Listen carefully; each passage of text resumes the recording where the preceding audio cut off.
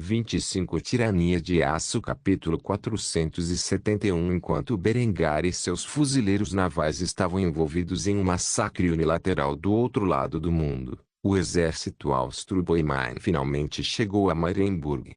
O atual grão-mestre da Ordem Teutônica era um homem chamado Henrique von Rothenburg e cumprimentou Eckhard e seus soldados de braços abertos. Afinal, o estado atual da Ordem Teutônica não era exatamente invejável. Imediatamente após fazer contato com a Ordem Teutônica, Eckhard entregou ao grão-mestre uma lista de exigências do rei Berengar von Kufstein. Depois de uma noite de intensa negociação, os termos que o monarca austríaco havia apresentado foram aceitos pelo Estado teutônico e seus vários líderes. A primeira dessas condições era que o Estado teutônico, todos os seus territórios e reivindicações fossem anexados pelo Reino da Áustria começando imediatamente. Isso era algo que os líderes teutônicos já haviam concordado há algum tempo. No entanto, a segunda condição era muito menos indulgente. Berengar exigiu que a Ordem Teutônica dissolvesse seu componente militar e se tornasse uma ordem de cavalaria dentro do Estado austríaco, cuja adesão seria conferida àqueles que serviram valentemente no campo de batalha nas forças armadas austríacas. Ele manteria sua natureza como uma organização religiosa. No entanto, foi exigido que eles se convertessem à reforma alemã e repudiassem publicamente a Igreja Católica e o Papa. Esta foi uma estipulação que os membros da Ordem Teutônica debatiam ferozmente. No entanto, eles não tiveram escolha a não ser aceitar essas demandas no final. Afinal, não só não podiam mais defender suas fronteiras, como tinham 100.000 soldados austríacos e boêmios temporariamente instalados em suas terras. Ao aceitar esses soldados no Estado teutônico durante suas negociações com o Marechal de Campo da Áustria, eles basicamente abriram mão de qualquer poder que tivessem para negociar por si mesmos. O primeiro ato de Eckhard como governador militar recém-coroado da região teutônica foi enviar um ultimato às forças da coalizão oriental. Sob os termos apresentados por Eckhard, eles receberam 3 meses para remover todos os militares e presença política das terras reivindicadas pela coroa austríaca ou enfrentar uma invasão em grande escala. Os líderes da coalizão oriental não aceitaram essas demandas de ânimo leve e responderam invadindo imediatamente o que restava do Estado teutônico. Um movimento ousado e que Eckhard esperava totalmente. Assim, o envelhecido marechal de campo estava atualmente no topo de um castelo na frente oriental. Esta outrora orgulhosa fortaleza teutônica nada mais era do que uma estrutura obsoleta aos olhos do marechal de campo austríaco, embora ela e outros castelos como ele servissem como importantes ícones culturais no Reino da Áustria e no futuro Império Alemão. Sua utilidade como a estrutura militar real era inferior a uma fortaleza estelar, ou mesmo a fortificações de terra. Atualmente, enquanto ele estava no topo dessa estrutura, seus soldados disparavam seus rifles de agulha e canhões no campo abaixo, onde o exército do inimigo havia se reunido. Eckhard dividiu seu exército em unidades muito menores para proteger a fronteira da invasão do inimigo de forma eficaz. Assim, ele apenas comandou 5.000 homens na defesa do atual castelo. Apesar de estarem em grande desvantagem numérica, o disparo rápido dos fuzis de agulha e o apoio da artilharia de alto explosivo foram mais do que suficientes para garantir a vitória total nesta batalha contra as forças da comunidade polaco-lituana. Quando os projéteis atingiram as linhas de guerreiros blindados, o inimigo começou a se encher de pavor. Como eles deveriam cercar uma cidade contra um inimigo tão tecnologicamente superior? Enquanto Eckhard observava a carnificina em andamento, uma flecha de besta passou voando por sua cabeça, acertando por pouco seu crânio. Apesar dessa ameaça à sua existência, o homem não entrou em pânico. Na verdade, nenhum único sinal de excitação era visível em sua aparência. Em vez disso, ele apenas suspirou pesadamente antes de se abaixar abaixo dos melões. Enquanto ele se sentava ao lado de seus soldados, que disparavam seus rifles de agulha contra o exército reunido abaixo, o marechal de campo austríaco puxou um maço de cigarros de cânhamo, onde começou a acender um e fumar durante a batalha em andamento. Tal matança sem sentido, simplesmente porque a coalizão oriental teimosamente se recusou a reconhecer que havia um novo poder neste mundo, maior do que suas três nações juntas. Era tudo tão cansativo. Tiros ecoaram no ar quando soldados austríacos e boêmios enfiaram seus rifles nas máquinas do castelo enquanto disparavam suas armas contra a massa reunida de soldados inimigos. As balas de calibre 451 espiralavam para baixo e através das placas de blindagem metálica que protegiam o inimigo como se sua blindagem cara fosse completa e totalmente inútil. Sangue derramado e ossos quebrados após serem atingidos por esses grandes projéteis de chumbo. O som dos parafusos desses rifles de agulha pode ser ouvido imediatamente quando eles são rebocados em uníssono e novos cartuchos são disparados. De vez em quando, um soldado colocava seu fuzil no chão e ejetava um cartucho de papel danificado com a vareta antes de carregar outro cartucho e disparar contra a horda. Se não houvesse tantos soldados inimigos, a batalha já teria sido vencida.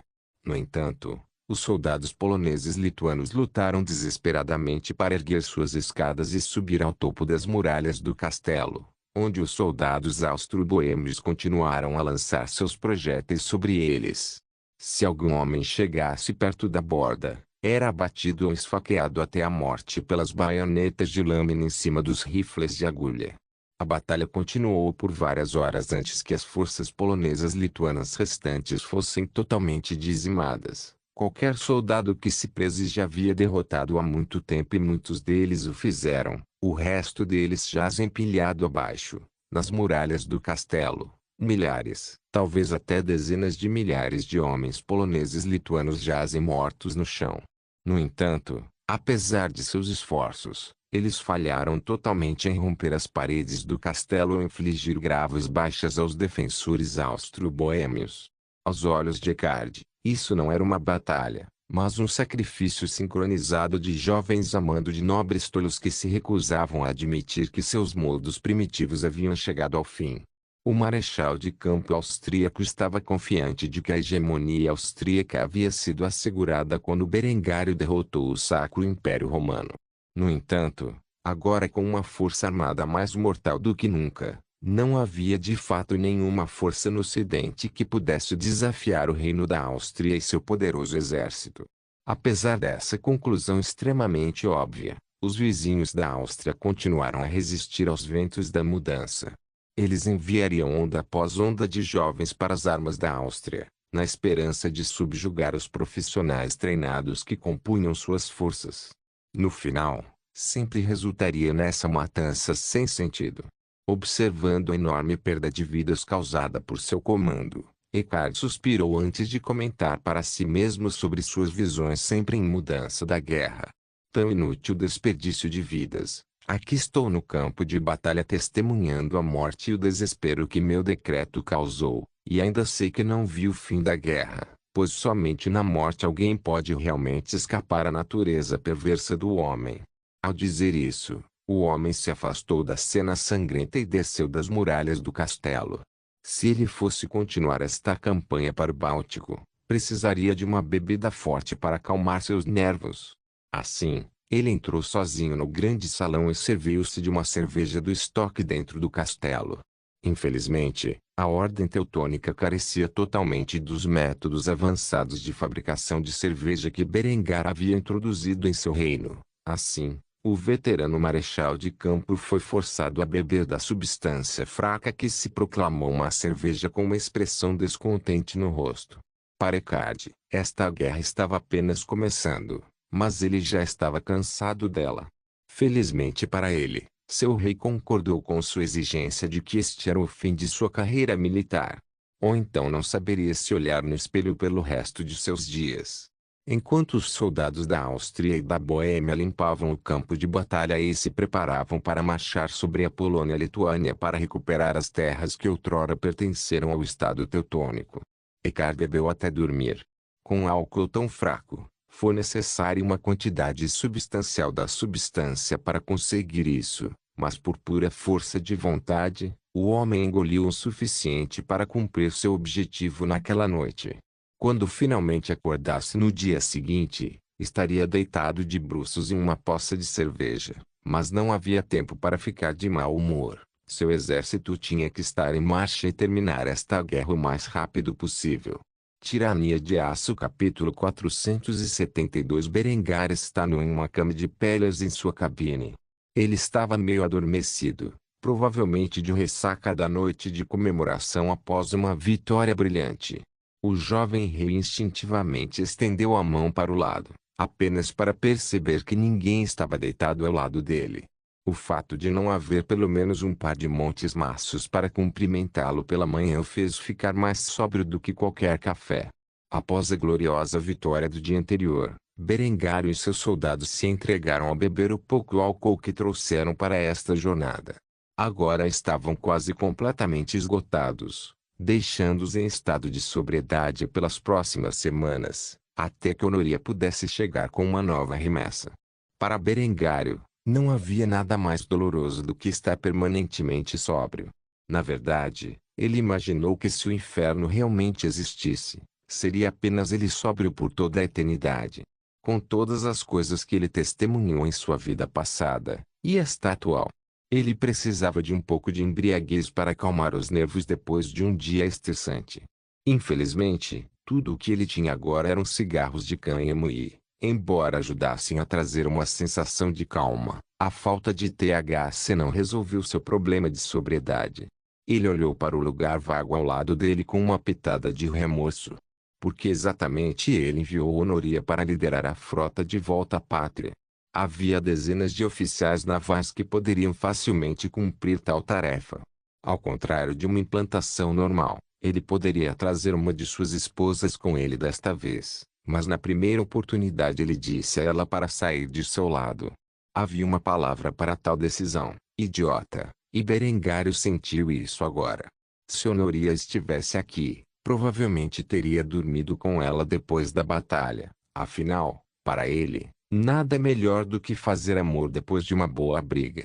No entanto, ela havia sido despachada para transportar suprimentos e homens da pátria para este novo posto militar avançado. Assim, ele não só estava sóbrio pela próxima semana ou duas, mas também tinha bolas azuis. Ele estava pensando que vir para o outro lado do mundo, no auge do inverno, não era a ideia mais brilhante que ele já havia concebido em sua mente criativa. Enquanto ele lamentava cada escolha de vida que o trouxe a este ponto, uma batida ressoou em sua porta. Por causa disso, ele rapidamente saiu de debaixo das cobertas de pele e vestiu uma calça. Depois de fazer isso, ele se arrastou até a tosca porta de madeira e abriu, revelando a jovem filha do chefe moicano, que tinha uma expressão excitada no rosto. Desde a batalha da noite anterior, ela se entusiasmara demais em atender às necessidades dele, a ponto de Berengar ter quase certeza de que ela havia se oferecido para dormir com ele em seu próprio idioma. Apesar de uma oferta tão tentadora, ele recusou. Afinal, ele não sabia dizer se ela tinha sífilis. A última coisa que Berengar queria fazer era cometer o mesmo erro dos exploradores de sua vida passada, e trazer aquela doença horrível de volta para a pátria. Por causa disso, ele proibiu estritamente seus soldados de terem relações com as mulheres nativas, não que houvesse alguma no acampamento além de Cauita. A punição para tal coisa era uma quarentena de longo prazo. Berengar era sério quando se tratava de espalhar doenças para seu povo. Além disso, se Berengário tivesse realmente se aproveitado da pobre garota, ele só podia imaginar o guincho que ressoaria nas universidades americanas em sua vida passada, caso tomassem conhecimento de suas ações nesta. Todas as baleias terrestres de cabelo rosa gritariam sobre os chamados crimes contra a humanidade do monarca austríaco e qualquer outra forma de bobagem que seus instrutores alimentaram em suas mentes vazias. Ele jurou internamente que nunca permitiria que suas próprias universidades se tornassem uma fossa tão distraída dos piores aspectos da humanidade.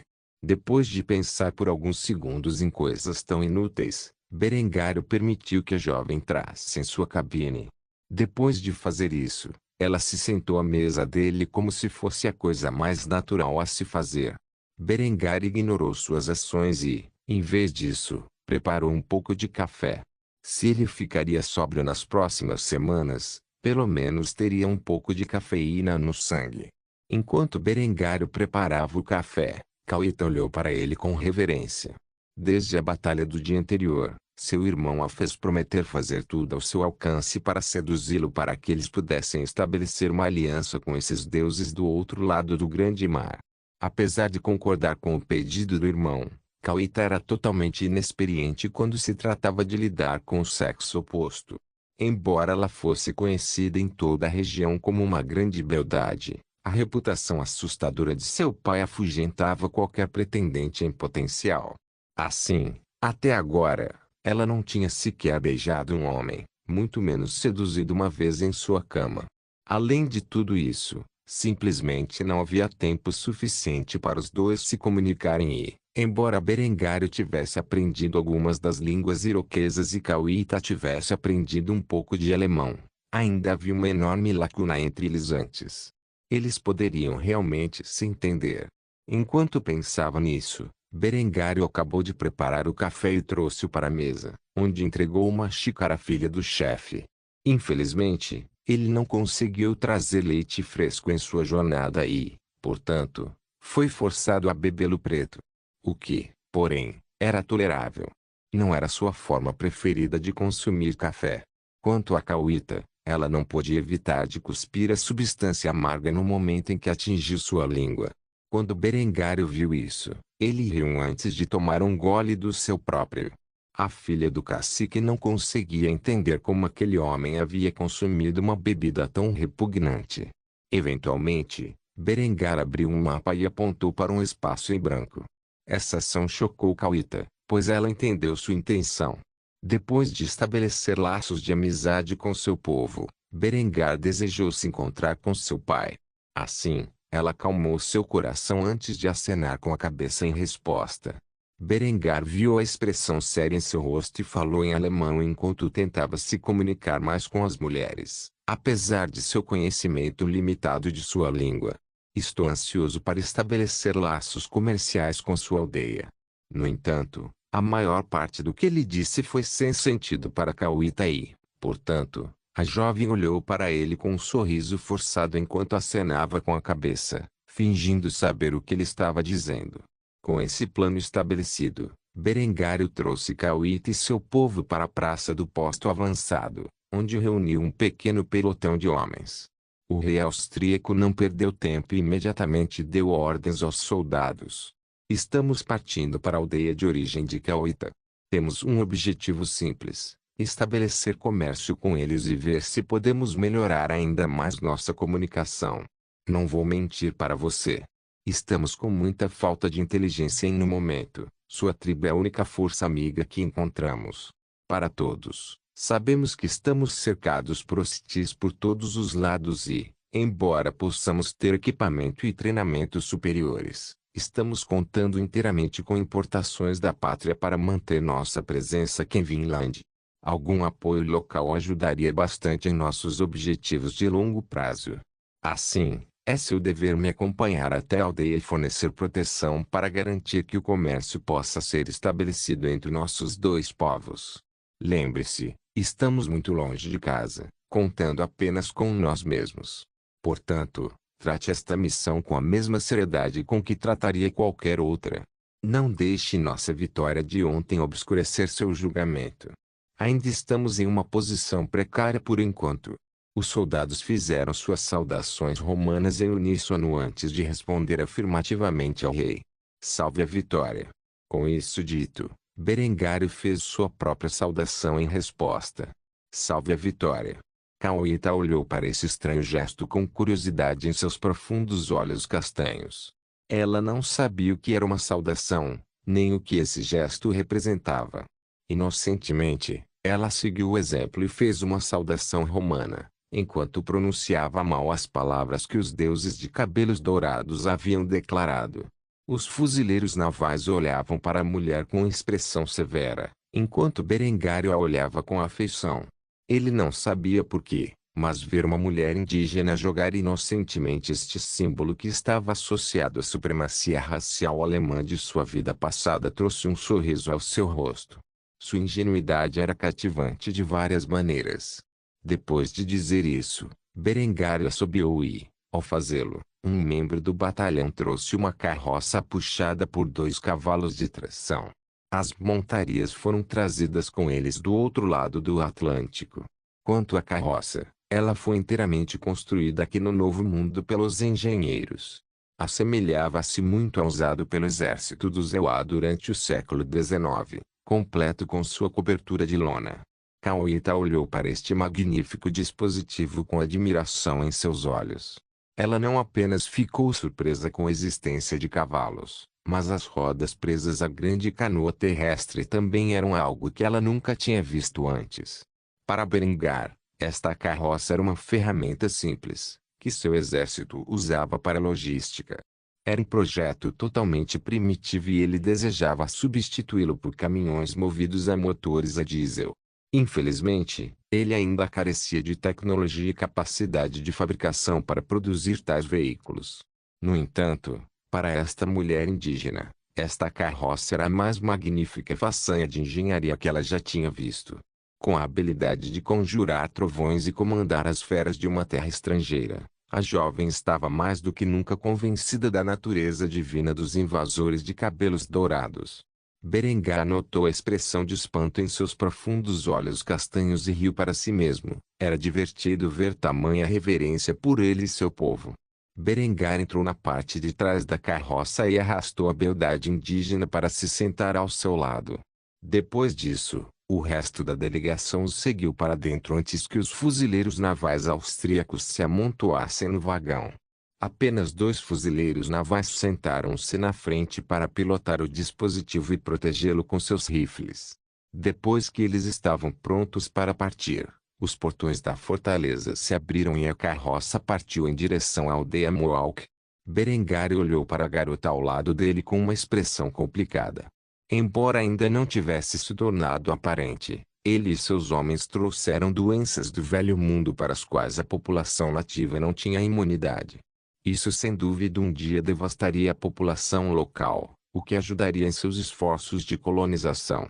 No entanto, ele se sentiria arrependido se essa bela jovem que o reverenciava como um deus acabasse falecendo como resultado.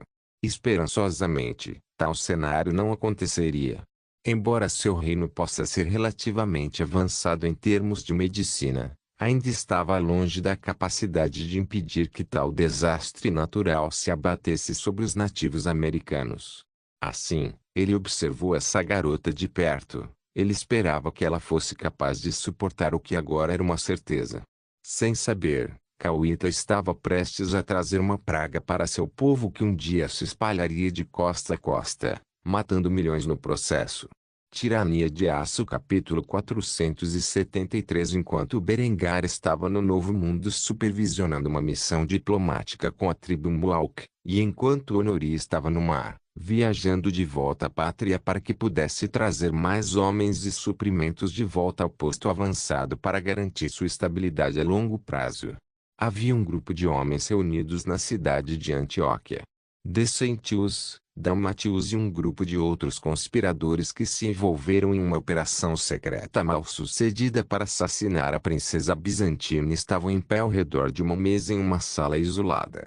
Várias cabeças pertencentes aos assassinos autônomos que atentaram contra a vida de Honori estavam sobre esta mesa. Essas cabeças decepadas foram limpas e em suas testas estava a marca da coroa austríaca.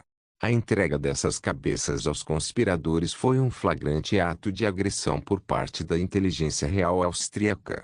Mais importante, serviu como um lembrete de que a Áustria tinha suas garras cravadas em todas as nações ao redor do Mediterrâneo.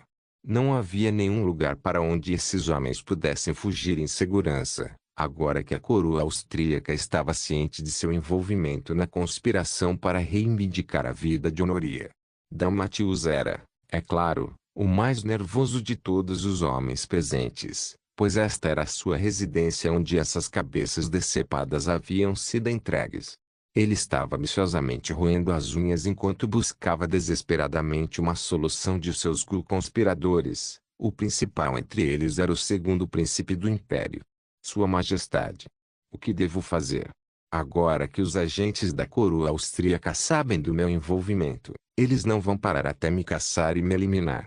Enquanto o homem sacudia violentamente o príncipe, Decentius permaneceu indiferente. A verdade é que ele estava muito preocupado com sua segurança. Embora tivesse quase certeza que a Áustria e seus agentes não retaliariam diretamente contra ele, sua família era uma questão totalmente diferente. Afinal, sua esposa estava atualmente com seu filho, e ele sabia como os agentes de inteligência da Áustria podiam ser tortuosos. Embora fosse desconhecido para aqueles fora da corte austríaca quem agia como espião mestre de Berengar, o que era certo era que quem quer que fosse esse indivíduo misterioso, eles eram vingativos além da crença. Havia mais do que alguns rumores de que os agentes austríacos prejudicariam as famílias de seus alvos se fossem totalmente provocados. Não se sabia se essas ordens foram dadas pelo rei da Áustria ou por seu misterioso espião. No entanto, uma coisa era certa: ele tentou assassinar a esposa do tirano e, ao fazê-lo, garantiu a mais cruel represália por suas ações. Como os austríacos descobriram que Dalmátios era o responsável por contratar os assassinos, era muito provável que soubessem da ligação do homem com o segundo príncipe.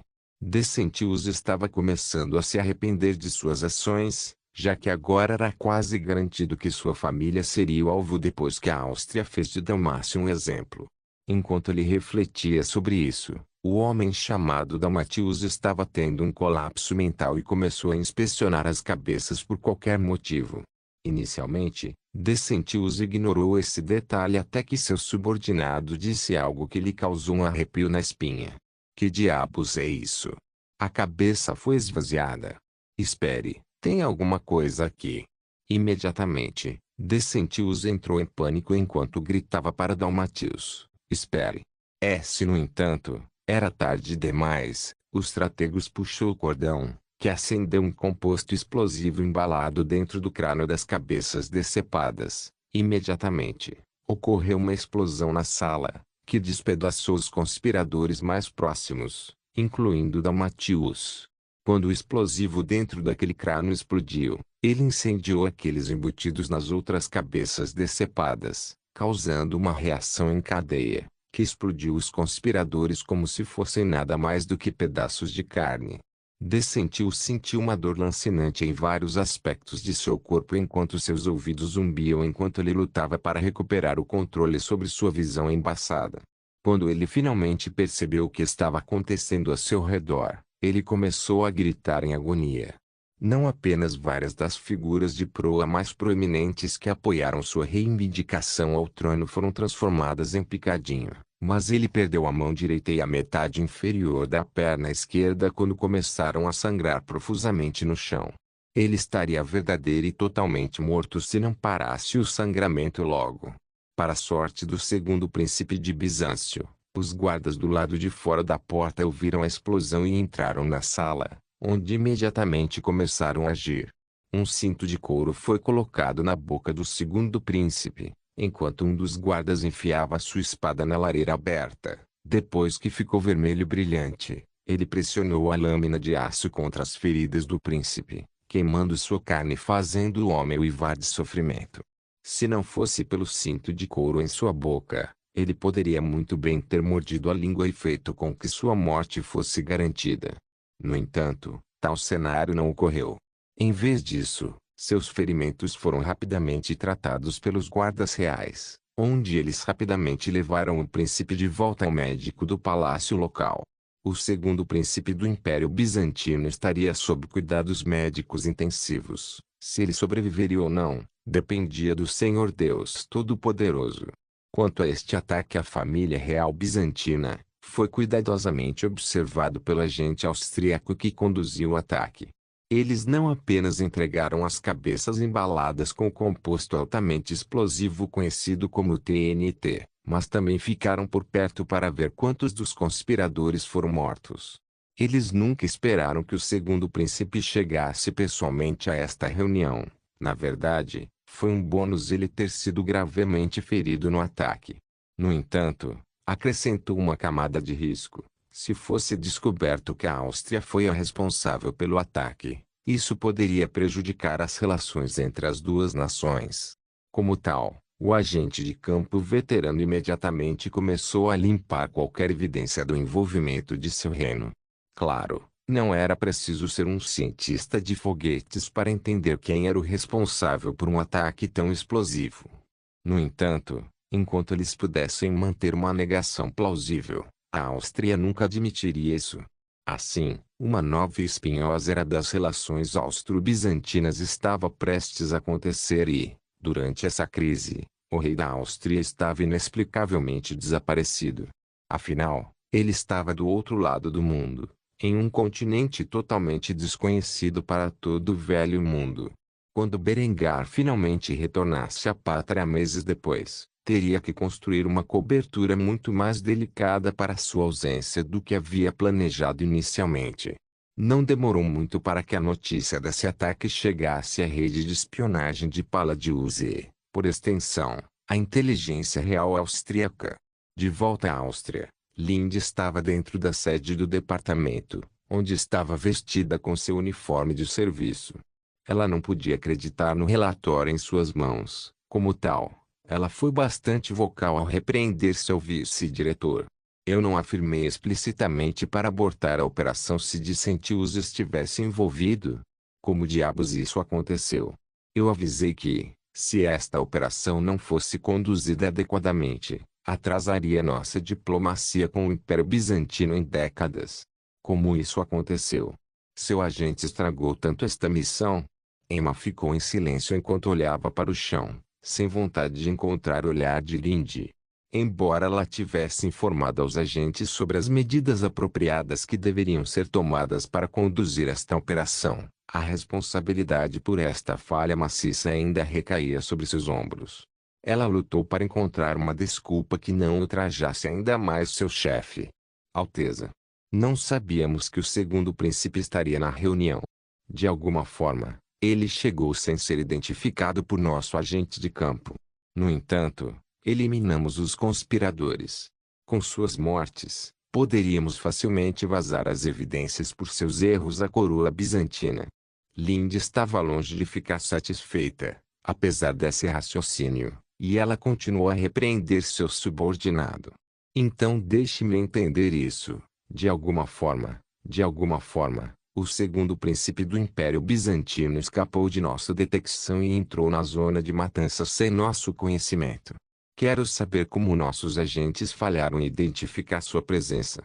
No momento em que Dissentius chegou à área, esta operação deveria ter sido abortada. Quero os nomes de todos os envolvidos nessa trama, principalmente de quem era o mandante dessa operação.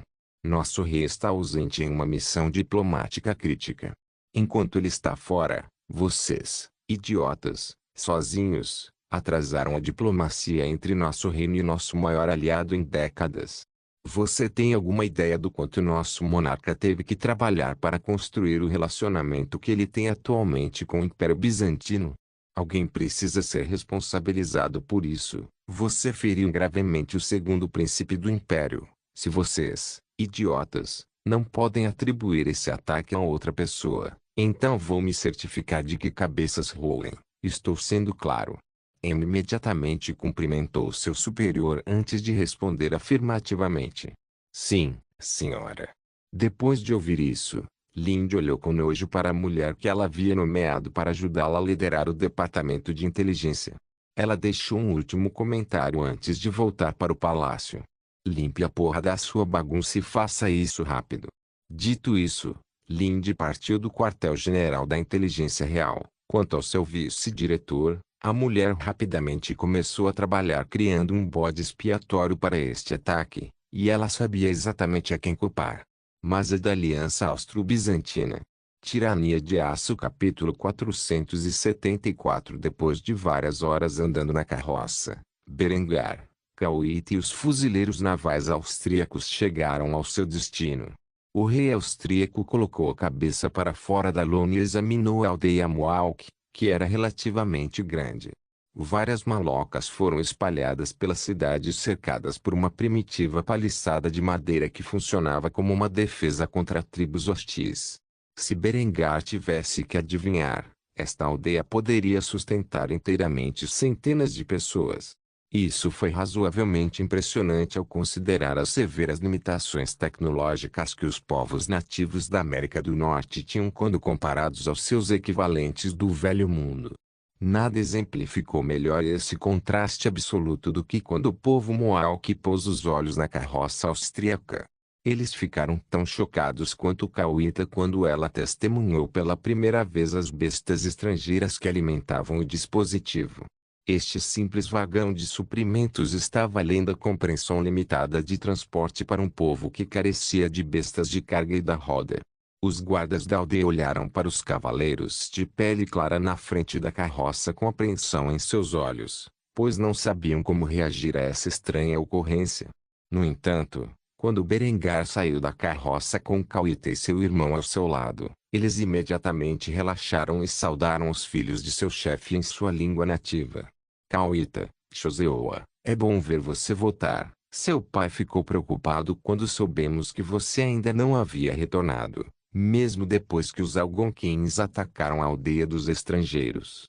Os filhos do chefe olhavam para seus irmãos com uma expressão lamentável. Eles não haviam testemunhado os feitos incríveis que esses deuses de cabelos dourados haviam alcançado. Assim, eles não sabiam que os austríacos repeliram Algonquins sem uma única baixa. No entanto, não cabia a eles informar a essas sentinelas que centenas de seus inimigos estavam mortos. Em vez disso, Cauita apenas exigiu acesso à aldeia. Devo falar com meu pai sobre algo importante sobre o futuro de nossa tribo. Abre os portões rapidamente. Os dois homens se entreolharam com expressões estranhas antes de suspirar pesadamente. Depois de fazer isso, eles abriram os portões, permitindo que os fuzileiros navais austríacos e a delegação Mohawk entrassem na vila. Berengar e os filhos do chefe pularam de volta para a carroça enquanto continuavam subindo em direção à casa comunal do chefe, para onde sua filha forneceu instruções. Quando finalmente chegaram, Cauita saltou do veículo com uma expressão amarga no rosto. Ela não sabia como iria convencer seu pai de que todas as coisas que ela testemunhou eram realidade e não um estranho sonho febril. No entanto, ela estava determinada a trazer paz duradoura entre seus dois povos depois de testemunhar o poder destrutivo que os austríacos exerciam. Assim, ela deteve Berengário antes de entrar na maloca com seu irmão. Ela se esforçou para falar no pouco de alemão que entendia. Espere aqui. Em resposta a isso, Berengário sorriu e acenou com a cabeça. Ele estava confiante de que ela precisava discutir muito com o pai. Ao ver sua concordância, a garota sorriu antes de entrar na maloca, onde seu pai e sua irmã estavam reunidos com vários dos guerreiros veteranos de sua tribo em torno de uma mesa que tinha um mapa esparramado em sua superfície. Este mapa representava a aldeia Algonquin responsável pelo ataque à fortaleza austríaca, acreditando que o Algonquin ficaria enfraquecido após uma vitória significativa contra os estrangeiros. Os Mohawk estavam agora se preparando para atacar seu inimigo e reivindicar os recursos de sua aldeia como seus. Sinceramente, o chefe tinha pouca fé na capacidade do austríaco de manter sua posição. Embora as fortificações parecessem impressionantes à primeira vista, ele não sabia quão eficazes eram de fato, nem quão avançadas eram as armas austríacas. Pelo grande volume de números, ele acreditava que os poderosos guerreiros algonquins rapidamente derrotariam os austríacos. No entanto, antes que ele pudesse completar seu plano de ataque, seu filho e sua filha, que ele pensava estarem mortos, apareceram diante dele. Quando o velho chefe testemunhou o retorno seguro de seus filhos, um largo sorriso apareceu em seu rosto quando ele se aproximou dele e abraçou os dois ferozmente. Ao fazer isso, ele imediatamente perguntou sobre os eventos que haviam acontecido para levá-la para casa. Meu doce Cauita, diga-me, como você sobreviveu ao ataque do Anishinaabe? Estávamos certos de que eles teriam expulsado aqueles estrangeiros de pele clara agora. A filha do chefe lutou para expressar seus pensamentos. Afinal, se ela não estivesse lá para testemunhar seu poder, ela nunca teria acreditado no que os austríacos conseguiram alcançar. Após alguns momentos de silêncio, Choseoa foi quem falou com seu pai.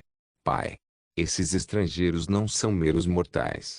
Eles são, de fato, deuses.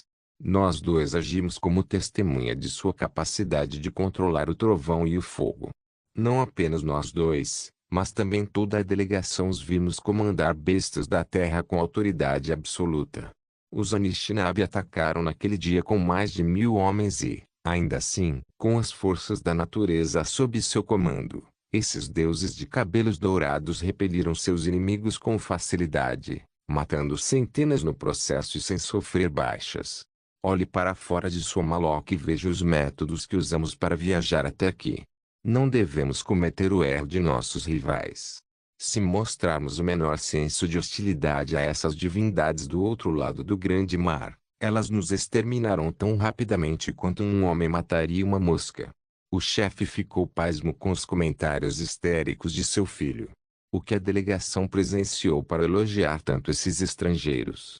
Ele rapidamente olhou para sua filha com uma expressão curiosa antes de pedir a confirmação dos contos selvagens de seu irmão. Cauita, isso é verdade? A jovem acenou com a cabeça e respondeu sem hesitar. É, pai. Ele não está mentindo. Esses homens estrangeiros devem ser deuses, ou pelo menos filhos deles, para conjurar tais forças da natureza e comandar as feras da terra. Eu imploro que você os saude como convidados, e trate-os bem, pois mesmo que toda a nossa tribo lutasse contra eles, temo como se não fôssemos páreo. Também gostaria de lembrá-lo de que este é um pequeno grupo, provavelmente um grupo de batedores, enviado para investigar essas terras. Se mais deles chegassem, seria desastroso para nosso povo se eles se tornassem nossos inimigos. O homem mal podia acreditar no que ouvia. Mas depois de testemunhar tanto seu filho quanto sua filha elogiarem tanto esses estrangeiros, ele não teve escolha a não ser ouvi-los. Por fim, ele acenou para os guardas na entrada de sua maloca para permitir a entrada de Berengário. Quando Berengário entrou na maloca, o chefe o fitou com uma expressão curiosa. Berengar era alto, muito mais alto que o maior guerreiro deles. No entanto, a parte mais marcante de seu personagem era o tapa-olho e a cicatriz escondida sob ele.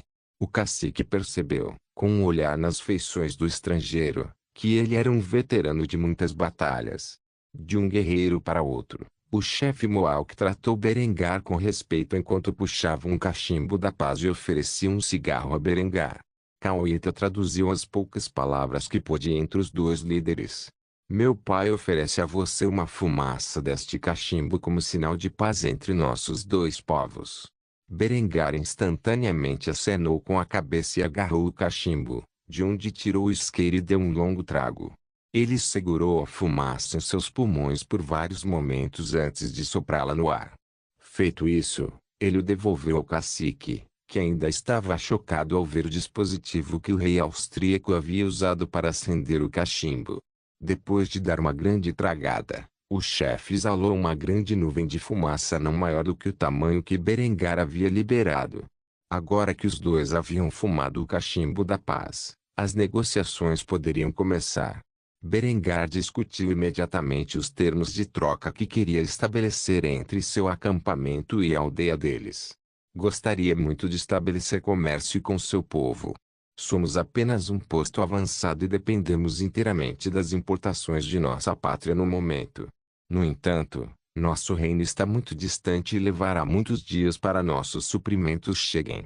Em troca de comida, eu estaria disposto a negociar com você ferro, que pode ser usado para fazer armas e ferramentas superiores. Cauita só conseguia realmente entender a essência do que Berengário estava dizendo e lutou para comunicar sua intenção ao pai. No final, Berengário foi forçado a recorrer a um meio de comunicação mais primitivo. Ele agarrou um talho de milho da mesa próxima e tirou sua couraça. O chefe olhou para ele com um olhar questionador, enquanto Berengar fazia sinal para que Choseoa lhe desse sua adaga de pederneira. Após uma breve troca de olhares, Choseoa entregou sua arma a Berengário, onde o rei austríaco usou toda a sua força para esfaquear sua couraça com a adaga de pedra. Ao impactar contra o aço de alto carbono, a adaga de pederneira se quebrou, e o chefe Mohawk, assim como seus guerreiros reunidos, ficaram em estado de choque. Foi nesse momento que eles perceberam o valor do aço.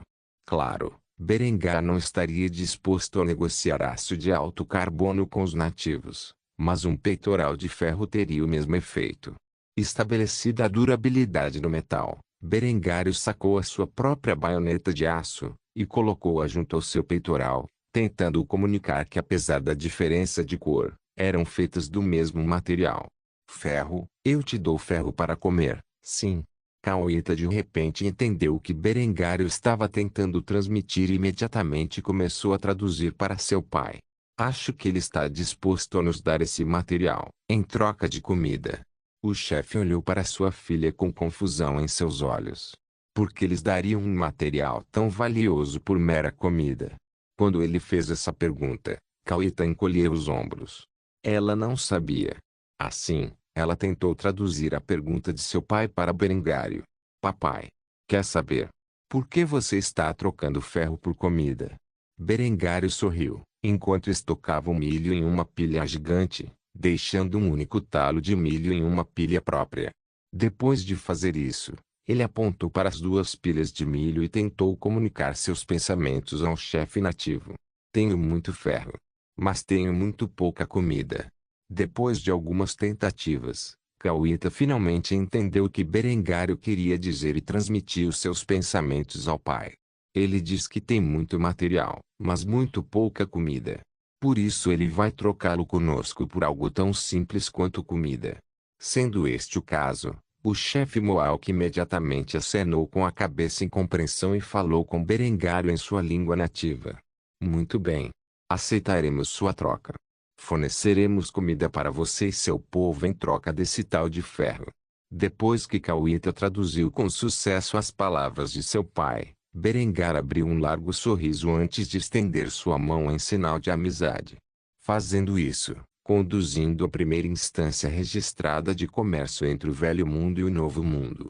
Tirania de Aço capítulo 475 Tendo conduzido com sucesso a primeira instância de comércio entre o Velho e o Novo Mundo, Berengário e seus homens partiram imediatamente para preparar as mercadorias que pretendiam trocar por comida.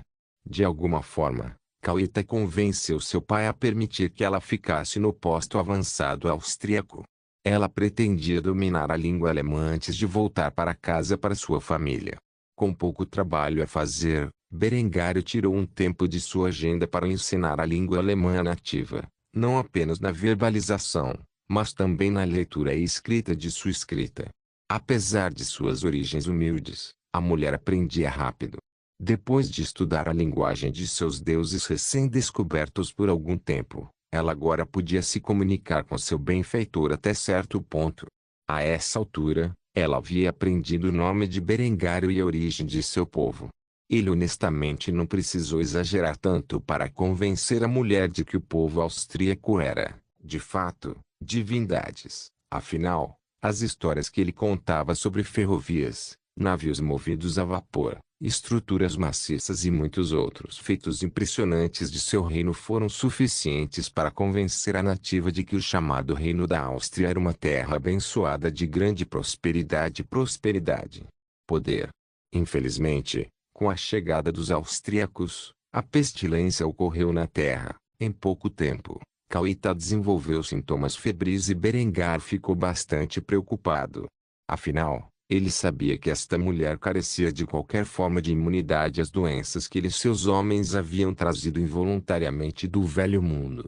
Assim, Berengário cuidava da enferma enquanto esperava que Honora voltasse com mais homens e provisões.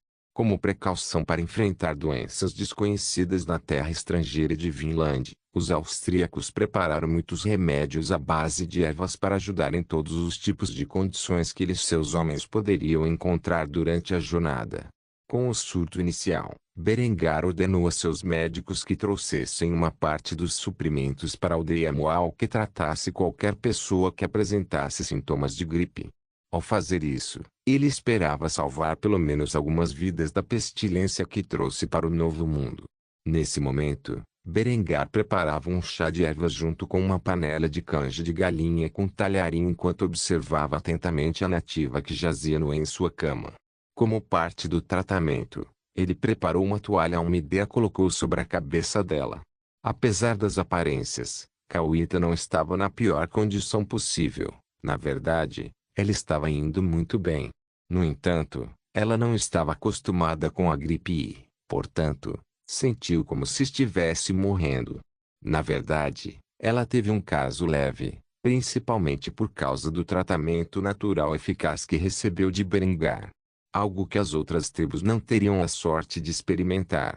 A mulher estava deitada debaixo das cobertas de pele enquanto tossia levemente no ar. Depois de fazer isso, ela tinha uma expressão amarga no rosto ao revelar seus pensamentos à sua divindade. Tenho medo de não ser capaz de testemunhar a grandeza do seu reino divino. Meu único arrependimento nesta vida é não ter sido útil para você. Berengar segurou a mão delicada da jovem com um sorriso caloroso no rosto. Ele balançou a cabeça enquanto informava a garota nativa de sua condição atual. Você terá muito tempo para estabelecer laços diplomáticos com as tribos locais. Sua condição não é tão ruim quanto você pensa que é. Você tem uma grande chance de sobreviver a esta doença. Em vez disso, o que você deve se preocupar é o efeito doença terá sobre esta terra como um todo. A doença ser uma coisa feia, especialmente quando vinha na forma de um vírus. A gripe pode se espalhar rapidamente e foi uma das principais causas na vida passada de Berengar para o declínio dos povos nativos americanos. Infelizmente, não havia uma maneira natural de pará-lo. Foi algo que acompanhou os alemães quando visitaram a terra. Berengário, como muitos de seus homens, havia se acostumado a essa doença que resultava principalmente da domesticação do gado. Embora Berengário e seus homens não tivessem trazido nenhum desses animais com eles, eles carregavam a doença e, pelo simples contato com os nativos, começaram a se espalhar. Assim, quando Cauita ouviu que seu povo também sofria dessa doença desconhecida, ela sentiu seu coração sangrar. O fato de esses estrangeiros poderem espalhar doenças aparentemente à vontade atua como mais uma prova em sua mente de que eles eram, de fato, deuses. Esta doença era a ira dos deuses de cabelos dourados e surgiu como resultado da loucura do Algonquin. Felizmente para seu povo, eles ficaram do lado dos austríacos e, ao fazer isso, garantiram sua proteção contra a pestilência que trouxeram com eles.